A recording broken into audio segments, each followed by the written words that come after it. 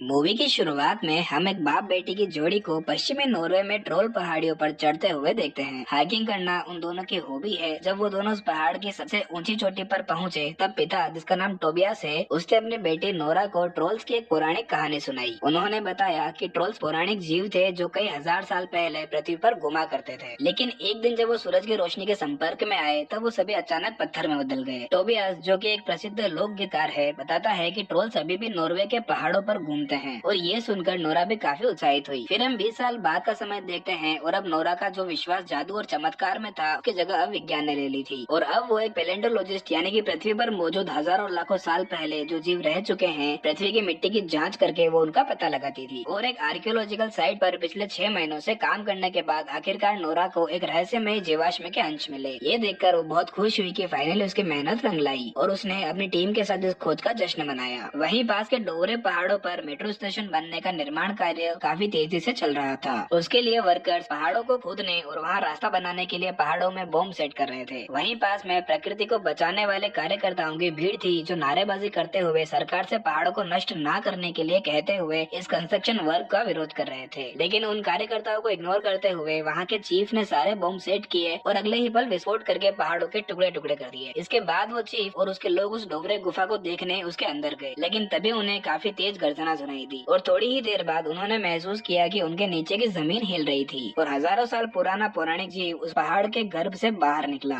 ये देखकर डरे हुए सारे वर्कर अपनी जान बचाने के लिए भाग खड़े हुए, लेकिन गिरते हुए पहाड़ की चट्टानों के नीचे आकर वो सभी वहीं ढेर हो गए। थोड़ी ही देर में इस एक्सीडेंट की खबर ओस्लो में मौजूद नॉर्वे की आर्मी हेडक्वार्टर तक पहुंच गई। तो जनरल ने उस जगह पर एयरक्राफ्ट भेजने का फैसला किया, ताकि वो इस इंसिडेंट की साफ पिक्चर्स देख सके कि असल में वहाँ पर हुआ क्या था। और फिर जनरल ने ये खबर प्राइम मिनिस्टर तक पहुँचाई। अगले दिन में नॉर्वे के प्राइम मिनिस्टर और उनके सलाहकार एंड्रियास मिलिट्री बेस पर पहुंचे, और डिफेंस मिनिस्टर ने उन्हें सिचुएशन के बारे में बताते हुए इन्फॉर्मेशन दी कि इस घटना में लगभग 50 लोग मारे चुके हैं। फिर वो उन्हें ग्राउंड जीरो की कुछ नजदीकी तस्वीरें दिखाता है, जिसमें हम जमीन में बहुत बड़े छेद देखते हैं। उन्हें देखकर एंड्रियास ने कहा कि वो किसी पैर के निशान जैसे लग रहे हैं, लेकिन उसे इस बारे में पुख्ता जानकारी नहीं थी। इस तरफ नोरा अभी भी अपने साथियों के साथ उस अभूतपूर्व खोज पर जश्न मना रही है, और वो खुशी में उन सबके सामने भाषण देने ही वाली थी कि उसी वक्त वहाँ एक सोल्जर आया और उसने नोरा से कहा कि नोरा को प्राइम मिनिस्टर ने तत्काल ओस्लो बुलाया है। ये सुनते ही टाइम वेस्ट ना करते हुए वो जल्दी से हेलीकॉप्टर में बैठी और मिलिट्री बेस की तरफ रवाना हो गई। जैसे ही वो वहाँ पहुंची, एंड्रियास उसे लेकर एक कमरे में गया, जहाँ पर सभी सरकारी अधिकारी बैठे हुए थे। वो सभी उस घटना के ऊपर डिस्कस कर रहे थे। उनका मानना था कि ये घटना धरती में से निकली किसी गैस की वजह से हुई है, लेकिन नोरा को ऐसा नहीं लगता। उस पैर के निशान की इमेज को गौर से देखने के बाद नोरा को शक हुआ कि शायद ये कोई प्री हिस्टोरिक जानवर है जो पहाड़ों में से निकला हो। एंड्रियास का कहना है कि ये सुपर नेचुरल है, लेकिन फिर वही बात, उसकी इस बात का कोई तर्क ही नहीं था। हालांकि सभी ऑफिसर्स नोरा का मजाक उड़ाते हुए कहते हैं कि ये उसकी कोई साधारण रिसर्च नहीं है, और वो इस बात से भी असहमत हुए कि वो कोई जानवर हो सकता है। उसी वक्त सिगरेट वहाँ आई, जो कि कंप्यूटर जीनियस है और नॉर्वे आर्मी फोर्स में ही काम करती है, और उसने उन सभी को बताया कि उसने जैसे तैसे उस घटना की वीडियो फुटेज निकाल ली है। और जब उसने वीडियो प्ले की, तब सभी लोगों को लगभग 150 फुट लंबा कुछ दिखाई दिया, जो डोबरे गुफा से बाहर निकल रहा था। और ये देखकर उन्हें फाइनली यकीन हुआ कि कोई मिस्टीरियस या फिर कहा जाए तो एक मॉन्स्टर नॉर्वे में आ चुका है। वहीं दूसरी तरफ लेजा नामक एक जगह पर एक बुजुर्ग कपल बैठे हुए थे कि तभी उन्हें कुछ गर्जना सुनाई दी, और अगले ही पल उनके सामने रखी टेबल हिलने लगी और आसपास की चीजें गिरने लग गई। उन्हें लगा कि शायद भूकंप आया है, तो वो जल्दी से उस घर के बेसमेंट में जाकर छिप गए। थोड़ी देर बाद जब सब कुछ शांत हो गया, तो वो उस बेसमेंट से बाहर आए और उन्होंने देखा कि उनके पूरे घर के टुकड़े टुकड़े हो चुके थे। इस तरफ नोरा ने प्राइम मिनिस्टर से कहा कि वो डोबरे गुफा वाली घटना पर काम करने के लिए तैयार है, और नोरा को उस केस का साइंटिफिक एडवाइजर बना दिया गया। मीटिंग के बाद एंड्रियास ने नोरा को लेजा में घटी घटना के बारे में बताया, और वो दोनों जल्दी से हेलीकॉप्टर में बैठ कर लेजा के लिए रवाना हुए। वहाँ जाते समय उन दोनों के बीच थोड़ी बातचीत भी हुई। एंड्रियास ने अपने आप का इंट्रोडक्शन दिया और नोरा से पूछा कि आखिर उसने पैलेंटोलॉजिस्ट बनने का फैसला ही क्यों किया। इस पर उसने बताया कि उसे बचपन से प्रकृति से बहुत प्यार है, और इसके अलावा उसने अपने पिता के बारे में बताया कि वो एक फेमस लोक गीतकार थे, लेकिन उनकी दिमागी हालत कुछ ठीक नहीं होने की वजह से उन्हें हॉस्पिटल में एडमिट कराया गया है। तब एंड्रियास भी अपने दिल की बात नोरा को बताता है कि वो दरअसल में एक राइटर बनना चाहता था। हालांकि वो ये जो भी पुरानी कहानी के बेस पर कर रहा है, जिसमें एक साधु ने अपने सर को काट कर उसे दुश्मनों की तरफ उन्हें काटने के लिए फेंक दिया था। बड़ी ही अजीब कहानी थी। फिर जब एंड्रियास और नोरा उस लोकेशन पर पहुंचे, तो उन्हें उस बूढ़े कपल के टूटे हुए घर वाली जगह पर ले जाया गया। वहाँ पर स्पेशल फोर्स का कमांडो कैप्टन क्रिस होम उनसे मिला। क्रिस ने उन्हें पूरी सिचुएशन समझाई और उन्हें बताया कि वो जो भी मॉन्स्टर था वो दक्षिण के पहाड़ों की तरफ गया है। हालांकि उन्होंने उस पूरी जगह की तहकीकात की, लेकिन उन्हें कुछ भी हाथ नहीं लगा, मानो वो बड़ा सा मॉन्स्टर हवा में कहीं पर गायब हो गया हो। इसके बाद उन तीनों ने उस बूढ़े कपल से सवाल किए जो कि अभी भी शौक में थे। उस लेडी ने बताया कि उसने कुछ देखा तो नहीं, लेकिन उसने काफी तेज गर्जना सुनी थी और वो आवाज काफी खौफनाक थी, जैसे मानो कोई किंग कॉन्ग हो। लेकिन ये जानकारी नोरा के किसी भी काम की नहीं थी, इसीलिए वो खुद ही आसपास की जगह की छानबीन करने लग गई। अचानक उसे एक अजीब सी स्मेल आई, जिसका पीछा करते हुए वो एक काफी बड़े से पैर के निशान की तरफ पहुंची। नोरा ने फिर उस पूरे पंजे की जांच की, लेकिन बदकिस्मती से उसे उसमें से किसी भी तरह का कोई बायोलॉजिकल साइन नहीं मिला।